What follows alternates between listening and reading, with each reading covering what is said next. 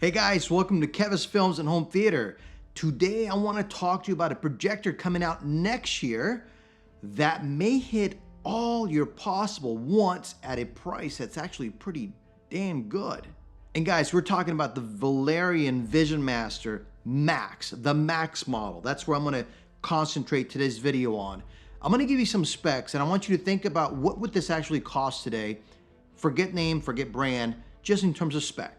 And I'm gonna read this. I've got a little cheat sheet here to kind of make sure that I get this right. But I want you to look at this. The following specs: a laser projector at 3,000 lumens with a native contrast of 4,000 to 1, with the ability to span up to 15,000 to 1 contrast with enhanced black technology. A projector that also comes with dynamic tone mapping, frame by frame, DOP technology, 4K, it is pixel shifting, but it is a 4K projector that also brings Dolby Vision, which I think would be pretty, I have not heard of it in a long throw projector. Now looking at those specs on paper and putting a price point just based on what I just told you, again, forget brand, forget model, you would probably be looking at somewhere in the $7,000 to $8,000 range based on projectors that came out later this year.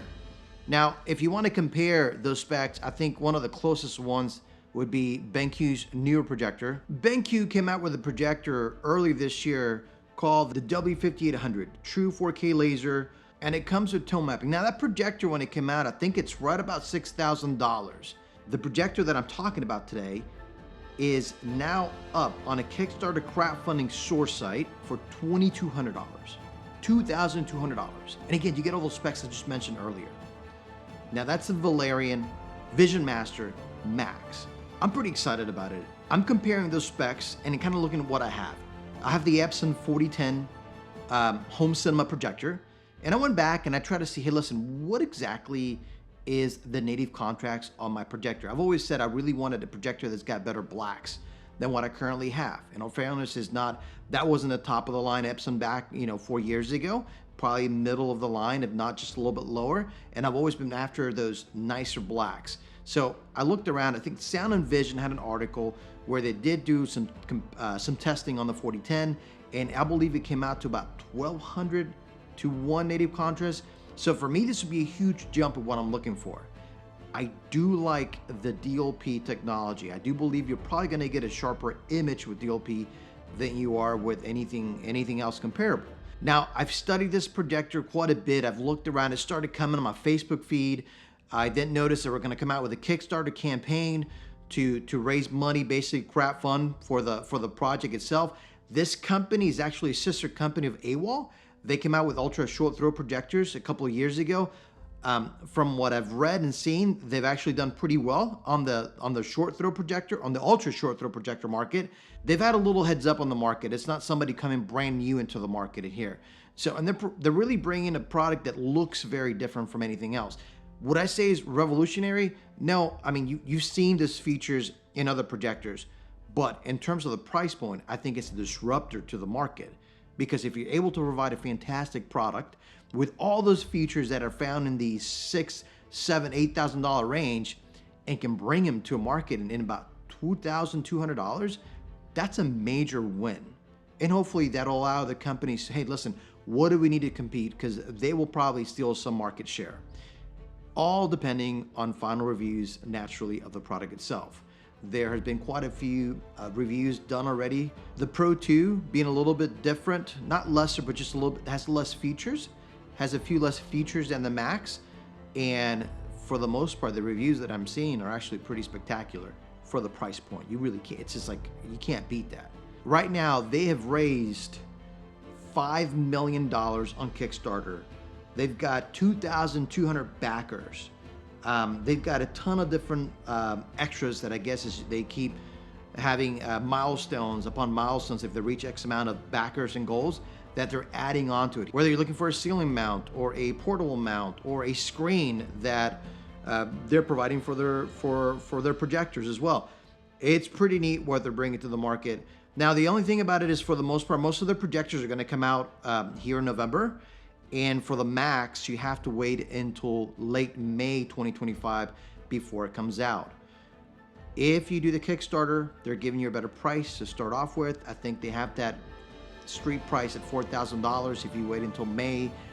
I personally don't believe that's going to be $4,000. I think it'll be somewhere in the $3,000 range once they actually get out into the market, especially right off in May.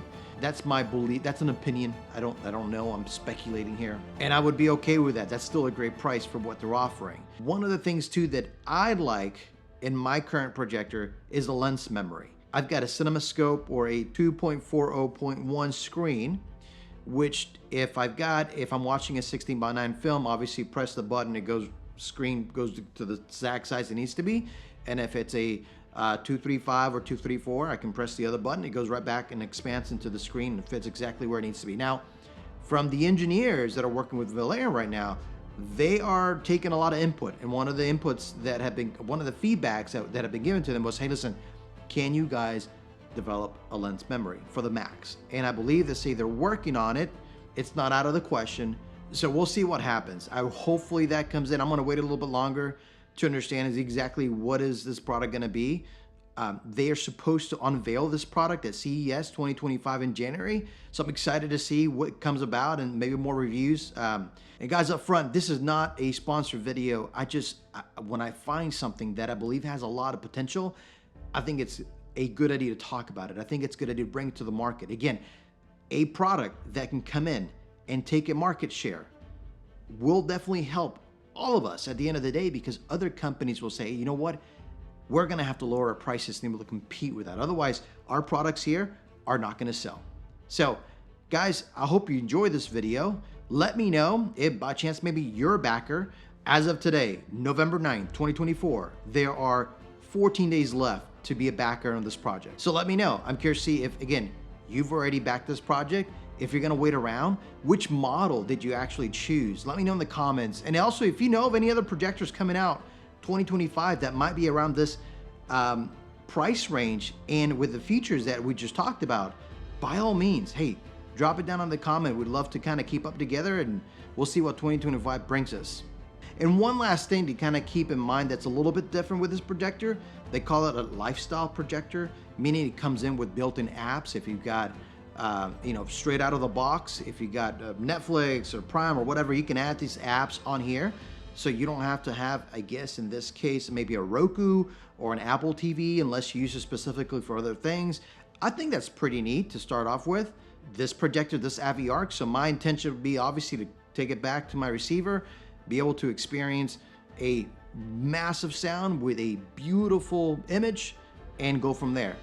Guys, do not forget, take a quick second, subscribe and like this video if you enjoy this content. Thank you very much. I look forward to getting back here a little bit more often than I've been. I was a little sick in the last few weeks and my voice wasn't there, but now that it's back, I'm excited to make more content and hopefully grow the channel with you guys. Thank you very much. I'll see you in the next one.